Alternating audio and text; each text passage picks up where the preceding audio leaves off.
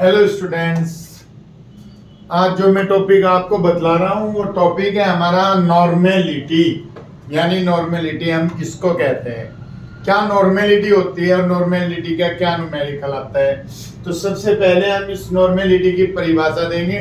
तो इसकी परिभाषा बतलाने के लिए सबसे पहले ये फॉर्मूला लिखता हूं मैं। देखो यहाँ पर नॉर्मलता इज इक्वल टू ग्राम तुल्यांकों की संख्या, ग्राम तुल्यांकों की संख्या बटे आयतन लीटर में, आयतन लीटर में। तो इस फॉर्मूले से आप इसकी परिभाषा बतला सकते हो। क्या परिभाषा बनेगी? ये बनेगी 1 लीटर आयतन में उपस्थित विलेय के ग्राम तुल्यांकों की संख्या उसकी नॉर्मलता कहलाती है। समझे? यानी यहीं से ही परिभाषा बननी है।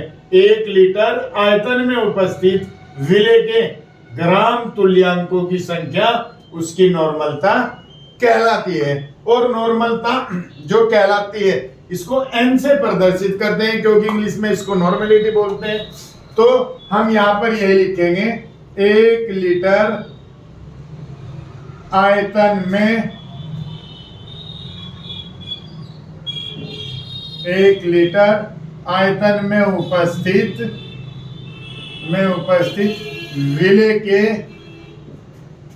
विलेय के ग्राम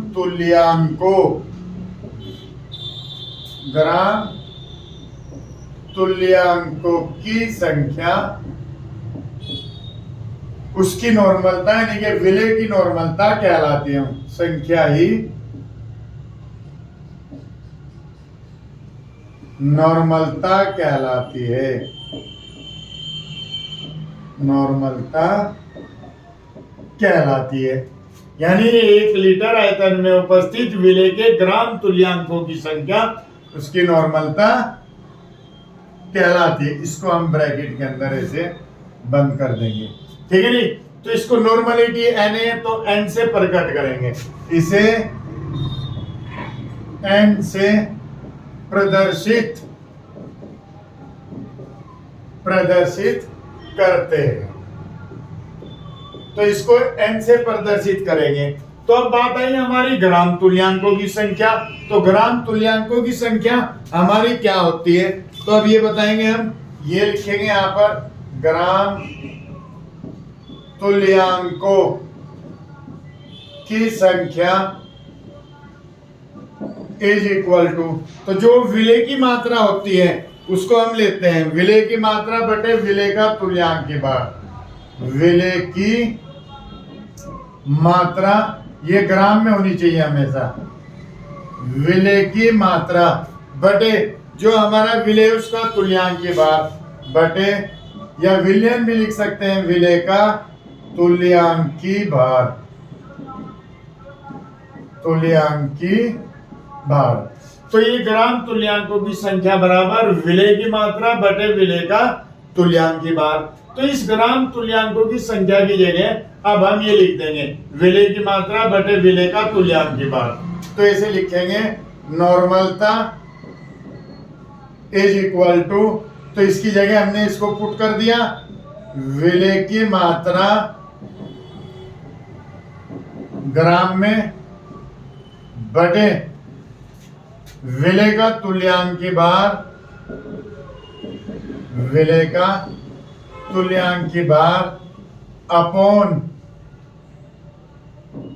विलयन का आयतन लीटर में। चाहे इसको पूरा करके आप ऐसे भी लिख सकते हो, विलयन का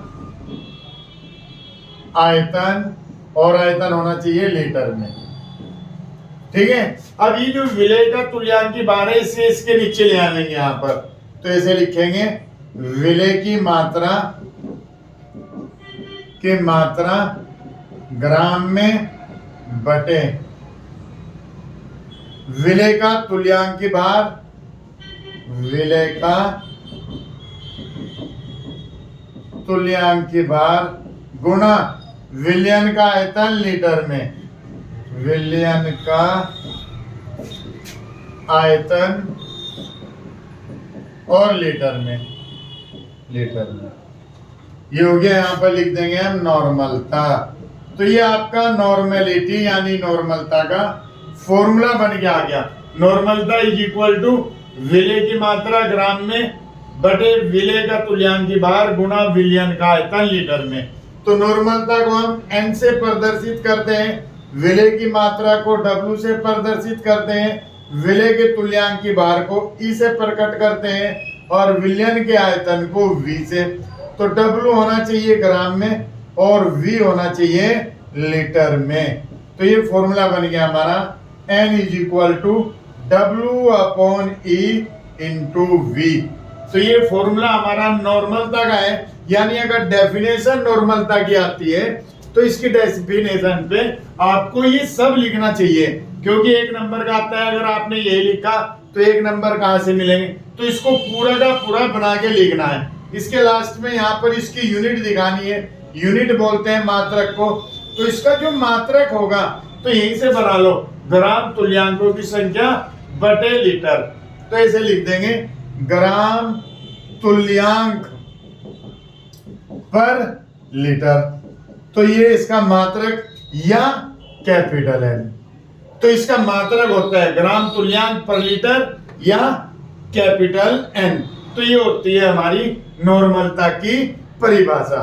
तो इस टाइप से हम इसको नॉर्मलता को बता सकते हैं। Hello thank you.